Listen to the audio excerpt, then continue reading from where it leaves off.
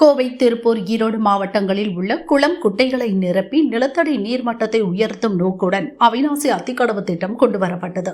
தற்போது முதல் கட்டமாக 1040 குளங்கள் இணைக்கப்பட்டு இந்த திட்டம் செயல்பாட்டில் உள்ளது.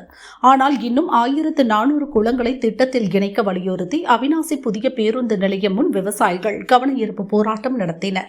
எப்படி 2016 ஒரு மிகப்பெரிய ஒரு சாகுமுறை உண்ணாவிரதம் நடந்ததோ அதே மாதிரியான ஒரு போராட்டம் மீண்டும் நாங்க கையில் எடுக்கிறதுக்கு தயங்க மாட்டோங்கிறது இந்த நேரத்தில் நாங்க சொல்லிக்கிறோம். ஏன்னா எத்தனையோ திட்டங்கள், அதாவது இன்னைக்கு கேட்காத ஒரு இதுக்காக இன்னைக்கு நிதி ஒதுக்குற அரசாங்கம் ஏன் இத்தனை காலமா போராடிட்டு இருக்கிற எங்களுக்கு நிதி ஒதுக்க மாட்டேங்கிறாங்கிறது எங்களுக்கு ஒரு மிகப்பெரிய கேள்விக்குறியா இருக்குது. ஏன்னா இன்னைக்கு யாருமே வீட்டுக்கு 1000 ரூபாய் கொடுன்னு கேட்கல, பஸ்ல இலவசமா போறதுக்கு பயணம் செய்யறதுக்கு எங்களுக்கு கொடுன்னு சொல்லிங்க. யாருமே போராட ஒரு திட்டத்துக்கு அரசாங்கம் நிதி ஒதுக்கும் போது ஏன் நாங்க போராடிட்டு இருக்கிற ஒரு இயற்கையை காப்பாற்றக்கூடிய குளங்குட்டைகளுக்கு தண்ணியை கொண்டு சேர்த்தக்கூடிய திட்டத்துக்கு நாங்க கேட்டுட்டு இருக்கிறோம். ஏன் அரசாங்கம் கொடுக்க கூடாது அப்படிங்கறத அரசாங்கம் யோசிக்கணும். கண்டிப்பா அரசாங்கத்தை நாங்க செய்ய வைப்போங்கிறது இந்த நேரத்தில் சொல்லிக்கிறோம். ஏன்னா அத்திக்கடவு திட்டத்துல பாத்தீங்கன்னா 1045 குட்டையில எங்கெங்கெல்லாம் தண்ணி வந்துச்சோ அந்த பகுதியெல்லாம் இன்னைக்கு பாத்தீங்கன்னா நல்லா நிலத்தடி நீர்மட்டம் உயர்ந்திருக்குது.